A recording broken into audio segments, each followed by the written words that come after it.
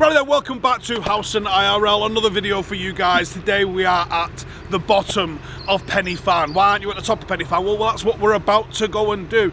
We are here, it gets really hard for 2 or 3 miles, and it gets a little bit easier for a while, then you got to come all the way back and then you climb the mountain.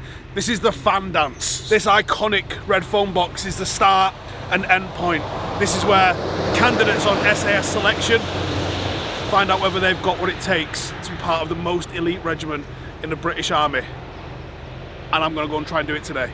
Let's go. Okay then, as I said, this is the Fan Dance, and the Fan Dance is a 24-kilometre weighted march over the Brecon Beacons. Now, Brecon has long been described as the spiritual home of the British Army. The world-famous infantry battle school is headquartered here. Hanging out, man. This is the place where young infanteers become section commanders, platoon sergeants are forged, and platoon commanders learn how to lead men. 132 metres climbed, dying early in the trip, 840 to go. But what it's perhaps most famous for is the world's most famous regiment, the Special Air Service. The Fan Dance is the oldest Special Forces test in the world and arguably the most famous.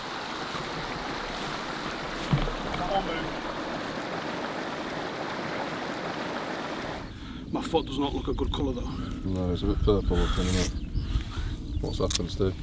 So, as you may or may not be aware, I do suffer from plantar fasciitis, and today is just almost unbearable, but we're about 200 metres or so from the summit and I ain't turning around, so I've had some painkillers and I'm just trying to essentially KT tape the bottom of my foot to stop the stretching and hopefully take the pain away a little bit. But as you can see, I don't know if the fucking blood's getting to my foot properly because it's a strange purpley dead colour. And if it works,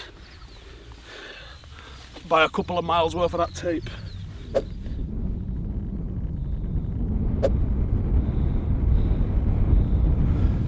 Less than 100 metres ascent from the summit. I'm fucking dying. Right, we are 1 hour 16 minutes in. We've done about 3.5 kilometres. That was hard. So what we know is, can't see anything. Visibility is 20 metres-ish. So you can't actually see the summit from where you're going on here. So you've got to get a little bit of navin. Now what we do know is, the fan is east of Corndu. So north is that away, which means we are going that way. We're not actually at the peak. This is Corndu. Mamtors. Pen y Fan is a little bit this way, not too far this way, but it's more or less level. It's a little bit uphill. Pen y Fan's a tiny bit higher than this, but it's just that way. And then it's a little bit of sweet downhill. That was bloody hard work. I'm not looking forward to that on the second time around. But let's crack on so we can try and get anywhere near 4 hours. Righty, we've hit the peak, we've hit the summit for the first time. It's 1 hour and 30 to get here.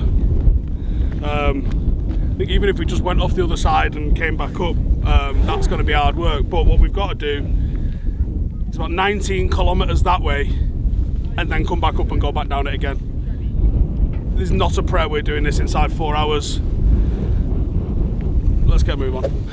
Whereas so much of Special Forces training is restricted and unknown for obvious reasons, the Fan Dance is one of those known elements, a known entity, perhaps the only known SAS candidates will face, and they know what the timings are for it.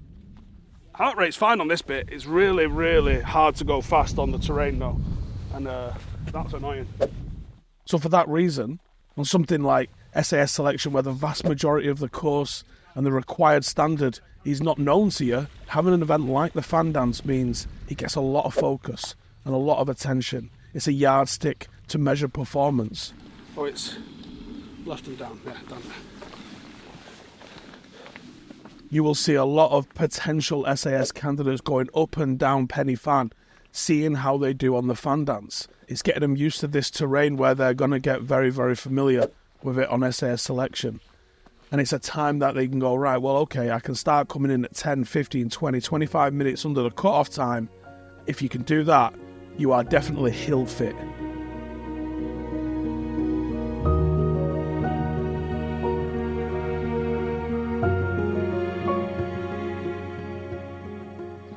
It's on whether you have the intelligence and aptitude and the physical resilience to keep going throughout the rest of one of the most arduous courses in the world.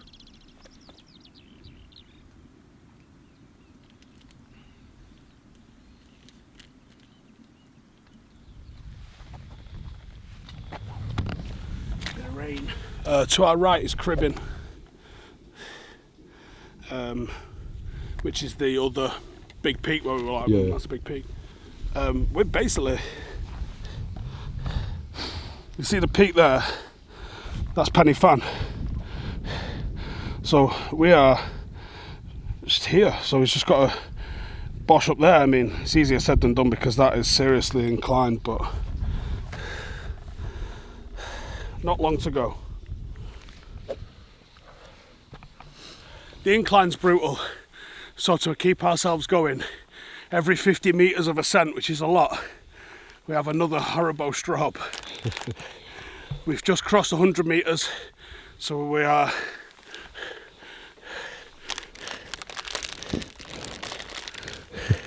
two Haribos left, and that's one each when we hit 50.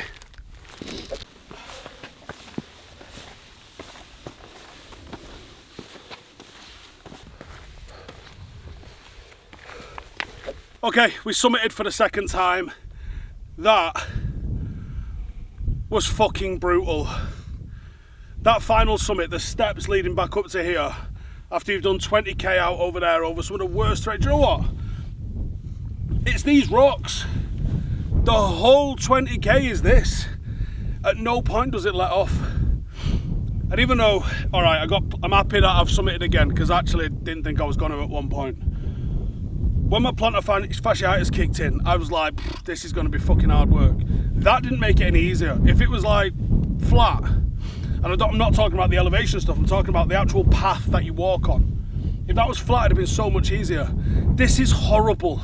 We are 5 3/4 hours in, and we've probably got like 2k-ish or something to go now. It's all downhill, so 25 minutes or something like that to finish, but this has absolutely ended me.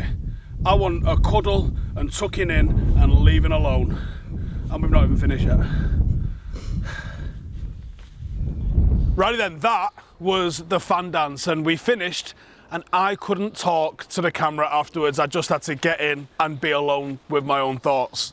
It was extremely hard. Now, we finished it in 6 hours and 45 minutes, so in case you was wondering, we did not pass SAS selection time. We were some way off it, actually, because 4 hours, 10 minutes is meant to be the cut-off time. So, yeah, you could say we missed that one. Now, we were only moving for 5:45. The stopping to tape up my foot with the plantar fasciitis, that really killed us. I think that was about 30 minutes, was sitting down there, and then we had a couple of breaks to eat. Either way, 5:45 is what we were moving for. Still nowhere near it. Now, I got home, and my wife said to me, what was it like? And I said, it was well hard, I'm never doing it again. And she went, well, you are, because I want to do it. So, okay, I've got a challenge. Next time we go, I need to be more like 5 hours. How can I get quicker on it? Well, I'm going to wear a different pair of boots, because the terrain, I was shocked at how difficult the terrain was. If I had to describe it, it was almost like a dry riverbed where you've just got pebbles and rocks that you can't really navigate. They're all going to start, just send your ankle a little bit west, and they weren't comfortable underfoot. That was the difficult part. I think there's probably sections that I might have been able to run had my plantar fasciitis not kicked in, or at least shuffle, because let's be honest, no one's running. But that might have really started to take some time off our final time, particularly with the length of distance that we had to cover.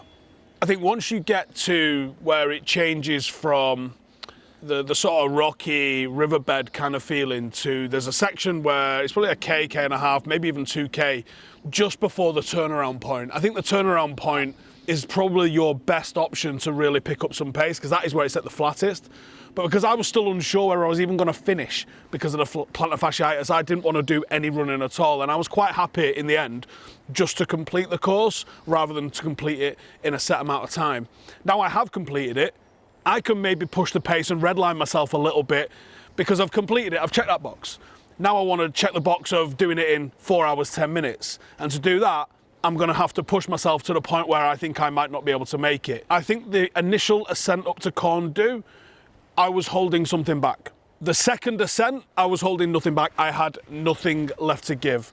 My legs could not feel any heavier on that second part.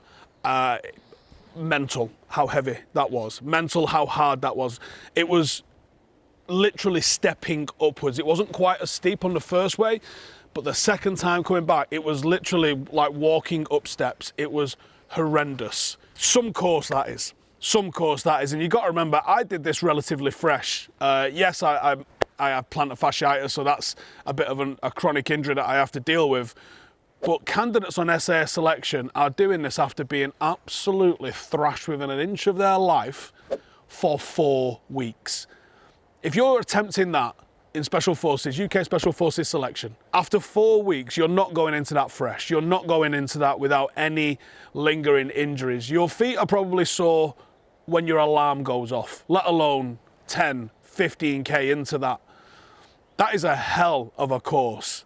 But the fact it's known, the fact it's got such iconic scenery from the foam box to the peaks to that view as you come back, which I didn't get to see because it was too misty.